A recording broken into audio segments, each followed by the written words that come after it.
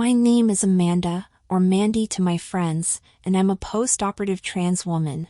And when I say post-operative, I mean post-operative. I've had it all done in the pursuit of femininity: liposuction, stomach staple, breast augmentation, extensive facial feminization, twice, voice feminization, and full gender reassignment. Emotionally, I feel 10 times richer than before my transition, although, after spending tens of thousands on my transition, my bank manager would probably beg to differ. You should never ask a lady her age, but let's just say that I'm not exactly in the prime of life anymore. That's not to say that I'm old. In fact, many have commented that, thanks to the hormones and a lot of help from the surgeons, I look at least 10 years younger than I really am, and am looking forward to spending the rest of my life as a slim, attractive woman rather than a haggard and overweight guy. And that suits me fine. Also, thanks to those same surgeons, I no longer have to contend with those awkward "is she or isn't she" pauses that used to make me dread meeting people for the first time. Before my transition, I was an accountant in a large company. Nowadays, though, I prefer the flexibility of contract work. It pays well and I can take time off whenever I want, but it does mean that I never really get to know anyone where I work. It's just a case of another week, another placement. I like to keep a diary, and normally, it's full of the same old boring stuff that you'd expect to read from any middle-aged woman. However, I still can't believe what happened last week, and I'm dying to tell you all about it. I can't think of a better way than by sharing my diary with you, so let's relive it together. Monday today was the first day of a 5-day placement at Planet Imports Limited. Their budgets are in a bit of a mess and I have to get them sorted out by the end of this week. The first day of a placement is always like a leap into the unknown, so I always like to play it safe with my clothes. Whilst I still get a thrill from slipping on a dress and hearing the click-click of stilettos as I walk, there's nothing worse than turning up dressed to the nines only to find that everyone else is in jeans and flats. Equally, I don't want to appear underdressed, so today, as I usually do on Mondays, I chose a trouser suit and a pair of mid-heeled ankle boots, as these normally enable me to blend in with any company dress code. Arriving at Planet was a bit of a shock. The company is an importer/distributor specializing in ladies' workwear. With a generous staff discount on offer, the girls take full advantage of the range on offer, and, I have to say, they all look stunning. With my trouser suit, I definitely felt rather dowdy, so it's skirts, higher heels, and a bit more makeup for the rest of the week. After all, although none of my colleagues know it, I'm secretly flying the flag for the trans community, and I don't want to let the side down, do I? I'm working in the finance department. All told, there are about 10 people in the team, and I'm working alongside a woman called Sue who seems very nice, as do the others. I did have a little chuckle to myself, though. There's a guy on the far side of the office who I caught looking at me several times. When I looked over at him, he immediately looked back at his computer monitor and carried on with his work. He looks a bit young for me, probably in his early 30s, but he's quite cute looking, so I may give him a chance, assuming, of course, he doesn't mind being with a woman like me. Let's see what tomorrow brings. Tuesday today, I went all out to impress. Out came the power suit, as this girl doesn't take competition lying down. Joking apart, I love getting properly dressed up for work, and nothing beats a smart tailored skirt suit hanging an inch or two above the knee, teamed with a white silk blouse, barely black hold-ups, and plain black stiletto cords. In my pre-transition days, I used to dream of being able to go to work like this, and I still sometimes have to pinch myself to ensure that I really can now, and it's not just a dream. I also went a little heavier on the makeup, nothing over the top, but it's been a long hard road to get where I am today, and it's just nice to be able to enjoy the benefits. I had to laugh today. Sue told me that she thinks I've got an admirer. I did have a little giggle when she said it, as she obviously hadn't realized the significance of the word admirer. When I was active in the trans community, admirer was a term used a lot as a more polite way of saying tranny chaser. Let's just hope that Sue doesn't know what I know. Anyway, my admirer is, apparently, the guy who was sneaking furtive glances at me yesterday, and Sue told me his name's Peter. Apparently, after I went home, Peter had gone over to her to ask about me, who I was, what I was like, what I was doing, that sort of thing. I haven't told anyone there about my interesting past and, thanks to my surgeries and speech therapy, it's not immediately obvious to most people, so I don't think either of them suspected anything. Anyway, he's still sneaking glances at me over his computer monitor when he thinks I'm not looking, and, as I said yesterday, he is rather cute looking, so who knows? Wednesday. Well, today it happened.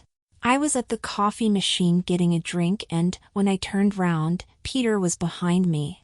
"Hello, Mandy. You're new here, aren't you? I'm Peter, by the way." I introduced myself and explained that I was there for a week to sort out the budgets. Peter looked quite disappointed when he heard that I was to be leaving so quickly, and there was then one of those awkward pauses that happens when someone wants to talk but hasn't got a clue what to say next. In the end, I took a sip of my coffee and broke the deadlock by saying that I'd better let him get back to his work. There's something about Peter I really like. So many guys think they're God's gift to women and presume that they only have to open their mouths and utter some overworn chat-up line to have women falling at their feet. Peter is different. He'd obviously gone out of his way to talk to me, but his shyness gave him an air of vulnerability that made me want to give him a hug. Anyway, I'm there to do a job, not to get off with the staff. He is rather cute, though. Thursday. Peter found his voice today. I had gone to the coffee machine and, once again, he was standing there when I turned round. The conversation started off innocently enough with the usual "hello, how are you?" pleasantries, followed, unfortunately, by the predictable pause.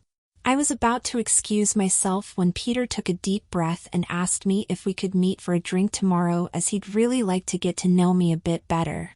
"Are you sure?" I laughed. "I'm old enough to be your mother." "You don't look it and unsure," he replied with a serious look on his face. After joking with him that flattery would get him anywhere, I told him that it sounded very nice and accepted his invitation.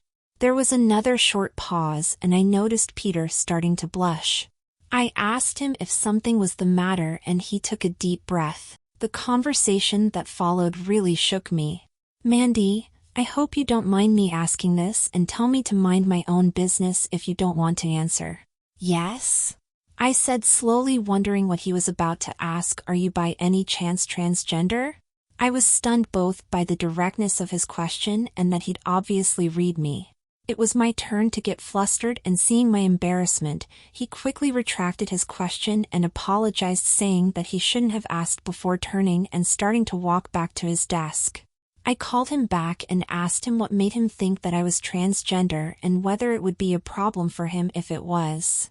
"Before I answer your questions," Peter started, "let me say that you are absolutely beautiful and I've not been able to take my eyes off you all week. I know you caught me looking over at you, and I'm sorry if it made you feel uncomfortable. As for what made me think it, I don't know, to be honest. You look like a woman. You sound like a woman, and everything about you screams woman. It's just something like a sixth sense that's been bugging me this week. I'm afraid that I don't go for all of the sixth sense stuff, but even after giving him my best, come on, now tell me the truth." Look, he gave nothing more away. "This is something I really don't want to discuss with people I hardly know, but, as he'd asked me out on a date, I would have to tell him at some stage, so giving an untrue or evasive answer to his question would not have been fair. After making him promise not to discuss it with anyone else, I quietly confirmed that I was, indeed, a fully transitioned trans woman. I then pointed out that he'd not answered my second question. Would it be a problem for him? His answer was immediate: absolutely not. "I still really want to get to know you, and I'm looking forward to our date tomorrow even more now." Looking forward to our date even more now? Maybe he is a tranny chaser, sorry admirer, lol, but if the prospect of being with a trans woman excites him, who am I to complain? As I looked over to his desk, once again I caught him looking back. This time, he didn't look away but smiled, and I'm sure I saw him wink too. I really don't know what to expect tomorrow, but whatever his motives are, he's definitely very cute. Friday, my last day, and, I have to say, I'll be quite sorry to move on. It's nice being in a place where the women really make an effort, and it's been fun trying to keep up with them. I hope I haven't let the side down. Sue tipped me off that it's dress down Friday today, so it was a casual outfit today.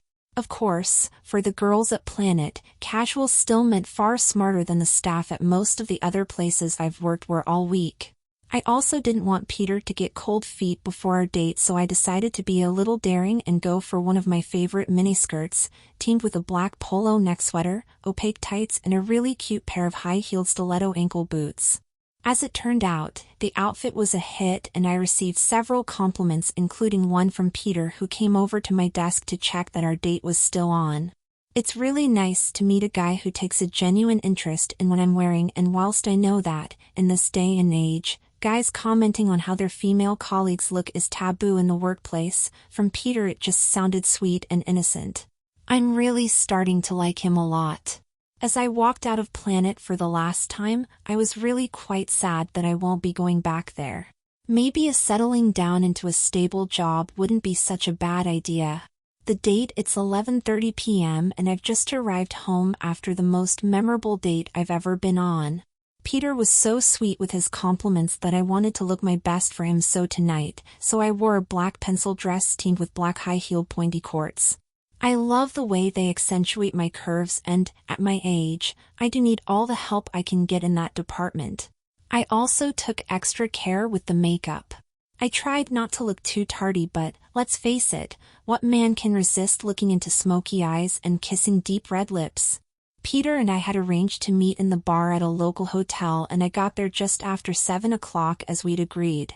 I looked around the bar but couldn't see him, just 3 couples each enjoying an intimate evening out, and a woman dressed in a plain black dress and court shoes who appeared to be a member of the hotel staff collecting a tray of drinks from the bar, so I sat down and waited for Peter to arrive. After a couple of minutes, the woman at the bar turned round and walked towards me with a bottle of champagne and 2 glasses on a tray. Peter really does know how to treat a lady, I thought as she arrived at my table. "Hello Mandy, you look amazing," she said as she set the tray down and broke into a smile. The penny dropped. "Peter?" I replied, more than a little shocked. "I prefer Petra when I'm like this," she replied. I told her that she looked stunning and then added, in mock indignation, "I think you've got some explaining to do, young lady." Petra apologized for not telling me sooner but said that she was really scared of people at work finding out. She went on to say that she's felt that something was wrong since a young age, and, whilst she now realized what it is, she was having difficulty coming to terms with it.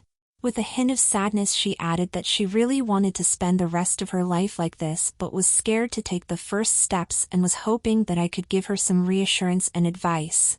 I told her that it would be my pleasure and then asked her about her sixth sense and how she knew I was transgender. She told me that it was a little bit like a car that's overdue for a service. Most people wouldn't know, but a garage mechanic would immediately realize because of small telltale signs. She said that she'd spent so long watching YouTube transition videos that she was able to spot the signs that, on their own, would not give anything away but, together, told the story. I asked her what would have happened if I'd told her I wasn't transgender when she asked.